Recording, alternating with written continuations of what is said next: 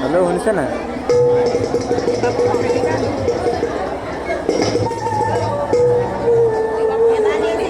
সেনাপতি কর্ণ, ও মহারাজ, খুব সুন্দর সেনাপতি।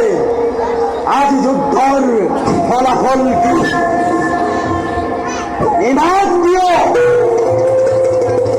সেনাপতি মহারথী কর্ণর হাতত আজ হাতুর পৈক্ষণ আজিৰ যুদ্ধলৈতো মহাৰাজে নিজেও গৈছিল। কিন্তু মই আপোনাৰ পৰা জানিব বিচাৰিছো, আজিৰ যুদ্ধত পাণ্ডৱৰ অনেক সেনাৰ নিধন হৈছে। এই কথা কুৰুপতিয়ে চৌচতকে ৰাখিছে। আৰু কৌৰৱৰো আংশিক ক্ষতি নোহোৱা নহয়। একো ক্ষতি হোৱা নাই। মহাৰথী কৰ্ণ বীৰ সেনাপতি ভাবোতে কৌৰৱৰ ক্ষতি হ'ব পাৰে।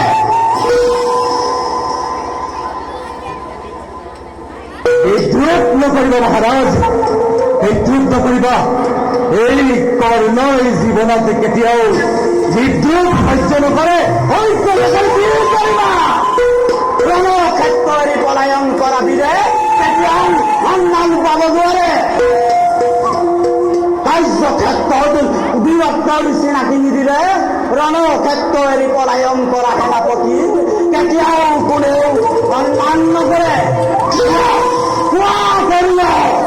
কৌৰৱ সেনাৰ ভাৰ তাৰ হাতত সঁপি দি তুমি প্ৰাণ ৰক্ষা কৰি পলায়ন কৰিলা। মহাৰাজ, আজি তুমি ক্ৰোধৰ বশৱৰ্তী হৈ মোৰ বীৰত্বক স্বীকাৰ নকৰিব পাৰা, কিন্তু জগতৰ সকলোৱে আনকি ক্ষত্ৰিয় তালন্তক সেই ভিগুৰামেও মোৰ বীৰত্বক শতবাৰ প্ৰশংসা কৰি গৈছে। সকলো পৰাগ বীৰত্বৰ কাহিনী গ্ৰন্থকাৰৰ লিখনিত থাকিলেই ৰণত জয়ী হ'ব নোৱাৰা। কোৱা কৰ্ণ, ৰণক্ষেত্ৰত এৰি পলায়ন কৰি তুমি অনৰ্থক পলাব বকিছা। মহাৰাজ, তোমাৰ হাতত কৌৰৱ সেনাক এৰি দি মই গুচি আহিলো। তুমি কৌৰৱেশ্বৰ থাকোতে বৰ্তমান কুৰু সেনা নিসহায় হল কেনেকৈ? তোমাৰ ইমানেই যদি আক্ষেপ, তেনেহলে নিজ বাহুবলে যুদ্ধ জয় নকৰিলা কিয়? মই তোমাক আগতেই কৈছো, সাৰথী নিপুণ নহলে তিনিক বিজয়ী বীৰ কেতিয়াও জয়ী হব নোৱাৰে।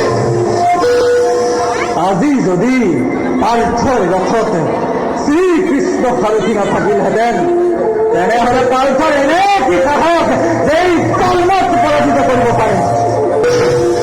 তুমিতো এনে যোগ্য সাৰথী দিবলৈও পাৰো, তাৰ পাছতো তুমি মোকেই অপমান কৰিছা।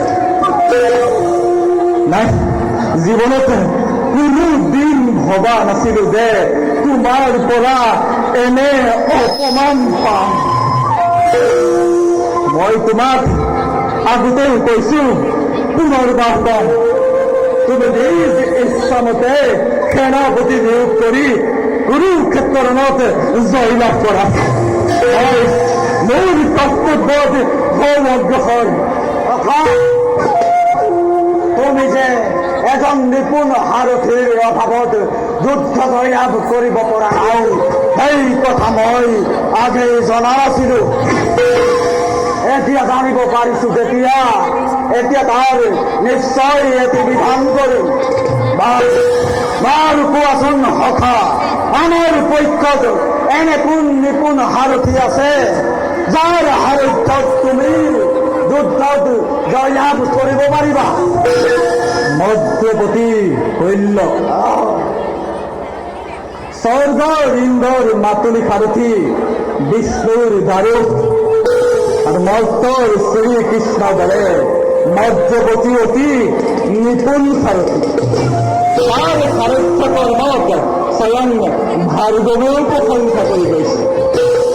তুমি যদি শৈল্যত মোৰ সাৰথি নিয়োগ কৰিব পাৰা, তেনেহলে পাণ্ডৱক বন্দী কৰি উপস্থিত কৰাম তোমাৰ সন্মুখত। সেই বিষয়ে তুমি অলপো চিন্তা নকৰিবা হতা। মই নিশ্চয় তাৰ বিধান কৰিম।